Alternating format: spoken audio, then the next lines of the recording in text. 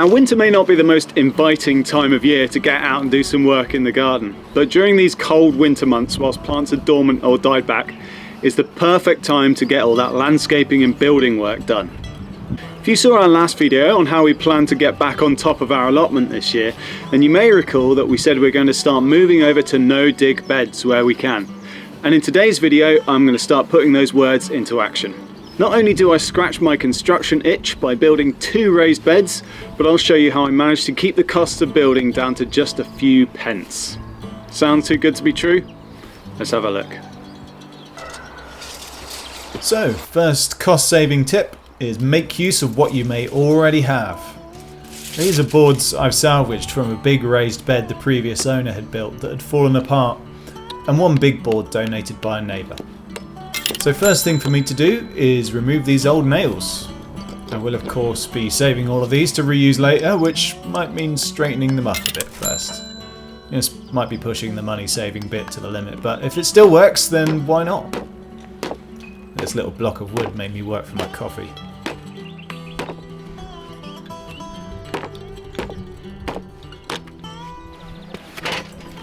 I'm going to chop this chunky piece in half to make the long side of the first bed. It means the bed isn't going to end up the size I was aiming for, but when working with free materials you have to be ready to accept a compromise. It means I'll have a bit of extra room to get a wheelbarrow past anyway, so it's probably going to work better this way. It's actually really lovely wood inside. Looks kind of rotten and horrible on the outside, but really nice and solid inside. Plenty of life left in it yet.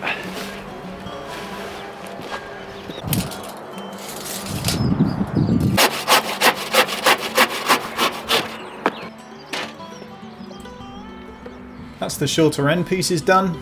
Time to fit it all together.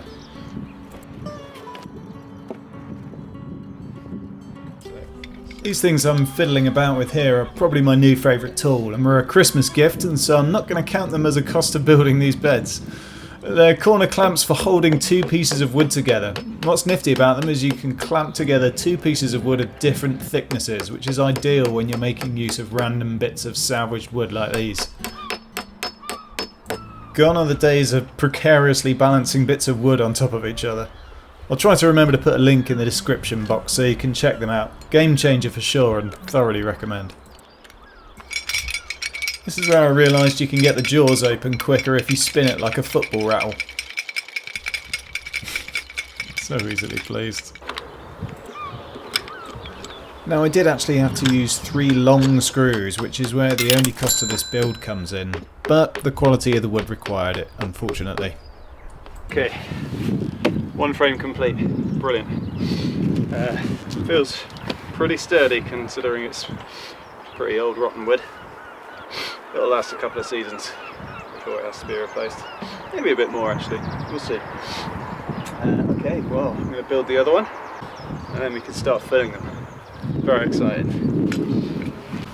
Oh yeah, I've got to get the budliers up. That's not so exciting, that's going to be hard work. Maybe, we'll see.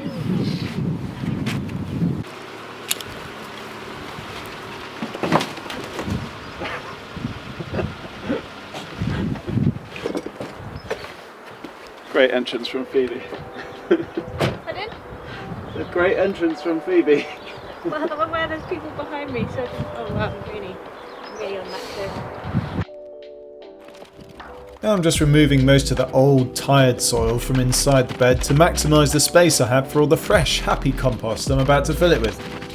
I tamp it all down with a wooden board so it's nice and flat, and then add a layer of cardboard with all the sellotape removed.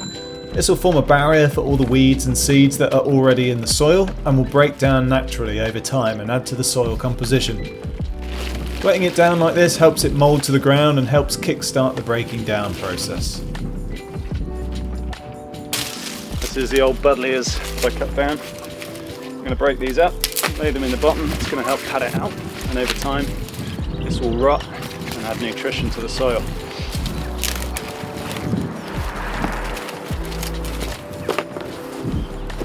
It's also going to help the soil retain moisture.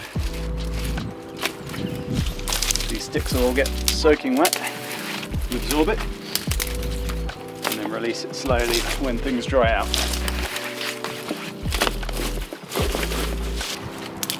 Just hoping all these buddleia seeds don't germinate. She probably will. Oh well, just have to pull them out. Okay, I think that's enough. And let the filling commence.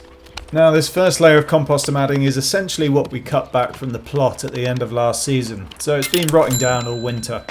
Still quite rough though, and certainly not finished, so I'll top it off with much more well-rotted stuff from the compost bins you can see to the left. I bagged that up around midsummer last year to finish off. This is mainly kitchen scraps and weeds from the garden. It's a much finer consistency which is perfect for planting into.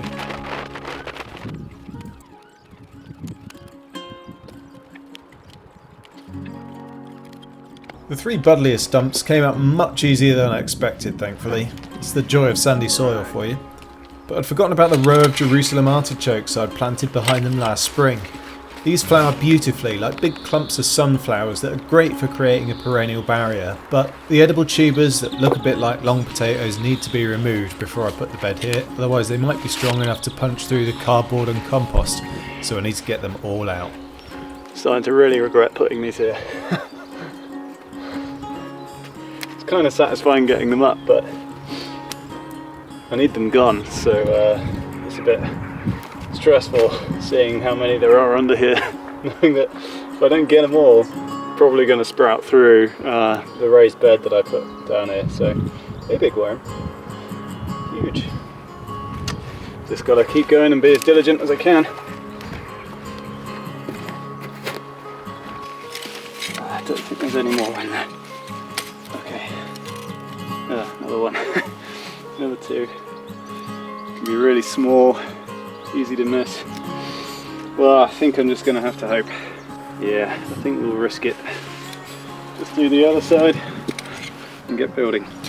Pretty good haul I pulled up. They are tasty, but probably won't be eating them because they're pretty fart inducing. You might be asking yourself why I'm going through all of this effort anyway. Why not just dig down into the ground?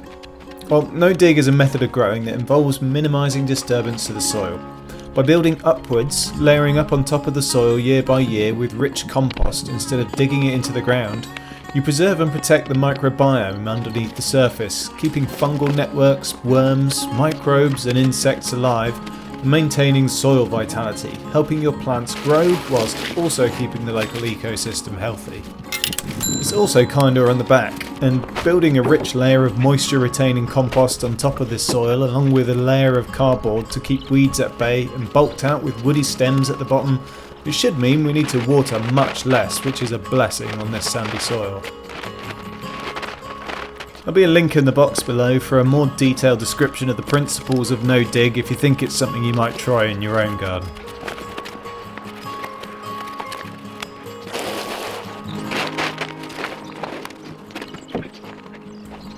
And I finished the build with a wood chip path and mulch on top with some broken down leaves. Nice. So there we go, 2 raised beds with spending only a few pence on some screws. I've moved our old polytunnel frame over and attached it to the bed frames, and we'll probably grow brassicas like broccoli and kale inside this frame, so we'll cover them with netting to keep the cabbage white butterflies off. So there's still a few weeks left of winter. What winter chores do you have lined up in your garden? And let us know if you've given no dig growing a go or if you've been inspired to give it a try. Otherwise, thanks for watching until the end. We've been really busy turning our plot around over the winter, so we'll hope to bring you some more updates very soon. See you next time.